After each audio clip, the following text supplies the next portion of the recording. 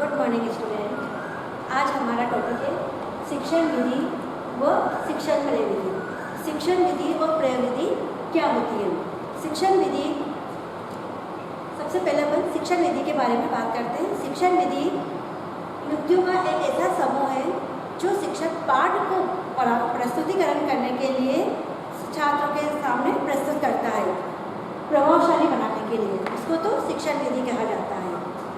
जैसे पाठ को किसी उदाहरण के लिए ले लेते हैं, जैसे किसी पाठ को पढ़ाने के लिए पाठ विधि, किसी पुस्तक से पाठ को पढ़ाने के लिए तो पुस्तक से पढ़ा रहा है तो पाठ्य पुस्तक विधि।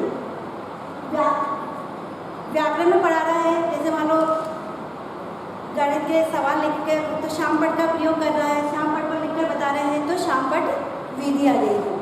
जैसे साइंस में पढ़ा रहे हैं, जैसे अमोनिया का प्रयोग करके सिखा रहे हैं बच्चों को क्रिया करके तो क्रिया विधि। ऐसे ही जब क्रिया पढ़ाते हैं तो उसको प्रभावशाली बनाने के लिए तो शिक्षण विधि का प्रयोग किया जाता है।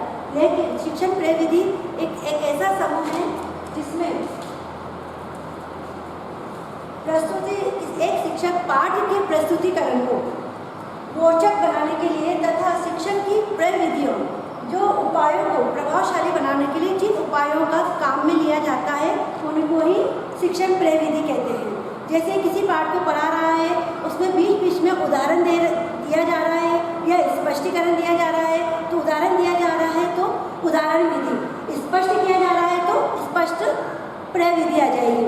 तो उसमें समय समय में बीच बीच में स्थिति के अनुसार उसमें प्रविधियों का इस्तेमाल किया जाता है। तो यह अपने अर्थ और दोनों का अर्थ हो गया। अब इनमें अंतर क्या है? अंतर से आप अच्छे से समझ जाओगे कि अंतर कैसे क्या है, ठीक है ना। तो पहला देखिए आप, विधि का स्वरूप स्वतंत्र होता है, विधि स्वतंत्र रूप में होती है, जबकि प्रविधि विधि पर निर्भर करती है। कैसे? जैसे कोई विधि पढ़ा रहे हैं, जैसे पाठ्य पुस्तक, किसी पाठ को प्रस्तुतिकरण के लिए पाठ्य पुस्तक का विधि का प्रयोग कर रहे हैं, तो उसमें अपन बीच बीच में जैसे उसमें टॉपिक के अनुसार उदाहरण दिए जाएंगे, तो कहानी के माध्यम से बताया जाएगा, तो उसमें प्रविधियों का भी प्रयोग किया जाता है। तो विधि तो स्वतंत्र रूप होती है, जबकि प्रविधि विधि पर निर्भर करती है। दूसरा देखिए आप, इसका प्रयोग पाठ को प्रस्तुत करने के लिए किया जाता है। विधि का प्रयोग पाठ को प्रस्तुत करने के लिए किया जाता है। इसका प्रयोग पाठ के प्रस्तुतिकरण को प्रभावशाली बनाने के लिए किया जाता है। मतलब बच्चों को अच्छे से मोटिवेट करने के लिए, बच्चों को अच्छा प्रभावशील रोचक बनाने के लिए प्रविधि का प्रयोग किया जाता है। अगला देखिए, इसका क्षेत्र व्यापक होता है, विधि का क्षेत्र व्यापक होता है, जबकि इसका क्षेत्र संकुचित होता है। जैसे मतलब किसी पाठ को पढ़ा रहे हैं तो वो तो व्यापक है, पूरा पाठ जैसे 2 पढ़ना 3 पढ़ने का ऐसा होगा, लेकिन हम उसमें बीच बीच में छोटे छोटे उदाहरण के माध्यम से हम समझाएंगे तो ये प्रविधि का क्षेत्र कैसा होता है? संकुचित होता है, संकुचित क्षेत्र होता है इसका, और इसका विधि का व्यापक होता है। शिक्षण के दौरान एक बार में एक ही शिक्षण विधि का प्रयोग किया जा सकता है। शिक्षण के दौरान एक बार में एक ही शिक्षण विधि का प्रयोग किया जा सकता है, जबकि विधि में आवश्यकता अनुसार कई प्रविधियों का प्रयोग किया जा सकता है। शिक्षण विधि में तो एक बार में एक ही शिक्षण विधि का प्रयोग किया जा सकता है, जबकि प्रविधि में विधि के अनुसार जो भी विधि चल रही है उसके अनुसार कई प्रविधियों का प्रयोग हम कर सकते हैं। इनके द्वारा पाठ की जानकारी दी जाती है, जो पाठ हम पढ़ा रहे हैं उसकी जानकारी दी जाती है। जब इनके द्वारा, प्रविधि के द्वारा ज्ञान को स्थायी किया जाता है।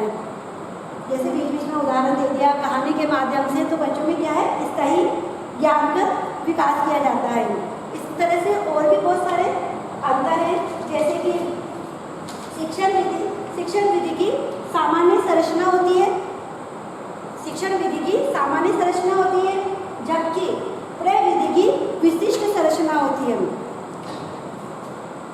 और ये कैसे पे बल दिया जाता है? तो शिक्षण विधि कैसे है, इस पर बल दिया जाता है, जबकि ये